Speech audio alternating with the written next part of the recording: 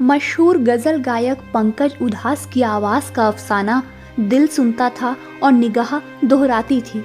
वहीं लफ्जों की तासीर आहिस्ता आहिस्ता बातें करके धड़कनों से रूबरू कराती थी। उनका मिजाज ऐसा था कि वो जिंदगी से ही मशवरा मांग लेते थे, लेकिन चुपके चुपके उन्होंने ऐसी दुनिया की राह पकड़ ली जहां वो लौटकर फिर न आने वालों में शुमार हो गए। जी हाँ, पंकज उधास अब नहीं रहे। 72 की उम्र में उन्होंने इस दुनिया को अलविदा कह दिया। पंकज की बेटी नायाब उधास ने अपने पिता की मौत की खबर साझा की, जिसके बाद से हर कोई सोशल मीडिया पर नम आँखों से उन्हें आखिरी श्रद्धांजलि दे रहा है। पोस्ट में उन्होंने लिखा, बहुत दुख के साथ हमें ये आपको बताना पड़ रहा है कि पद्मश्री पंकज उधास का 26 फरवरी 2024 को निधन हो गया है। वो लंबे समय से बीमार थे। मुंबई के ब्रीच कैंडी अस्पताल में उनका इलाज चल रहा था। वहीं उन्होंने आखिरी सांस ली। पंकज के निधन की खबर से संगीत ही नहीं बल्कि पूरे मनोरंजन जगत में मातम पसर गया है। प्रधानमंत्री नरेंद्र मोदी ने भी उन्हें श्रद्धांजलि दी है। उन्होंने लिखा,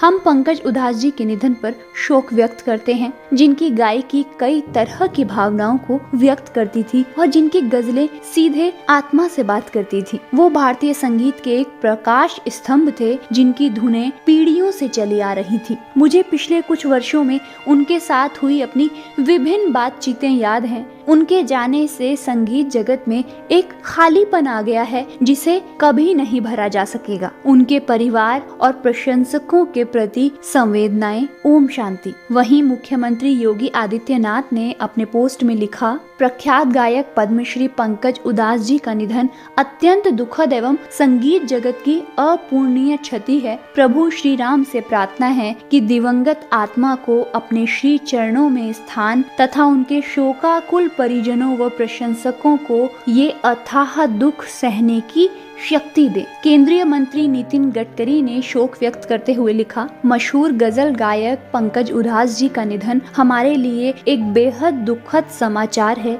उन्हें मेरी भावभीनी श्रद्धांजलि। गजल की दुनिया का बड़ा नाम रहे पंकज जी ने अपने गानों से लोगों के दिलों पर राज किया।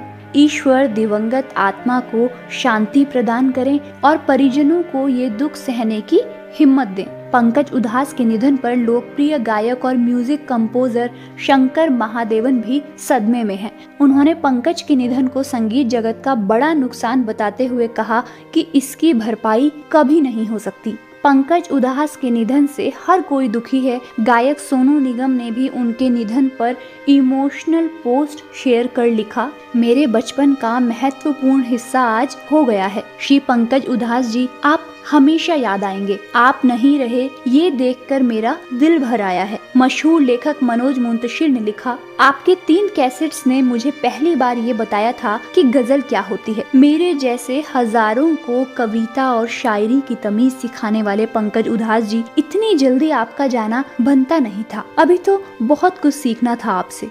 आपको बता दें कि पंकज ने कभी नहीं सोचा था कि वो अपना करियर गायकी की दुनिया में बनाएंगे। उन दिनों भारत और चीन के बीच युद्ध चल रहा था। उसी दौरान लता मंगेशकर का गाना ऐ मेरे वतन के लोगों रिलीज हुआ था। पंकज को ये गाना बहुत पसंद आया।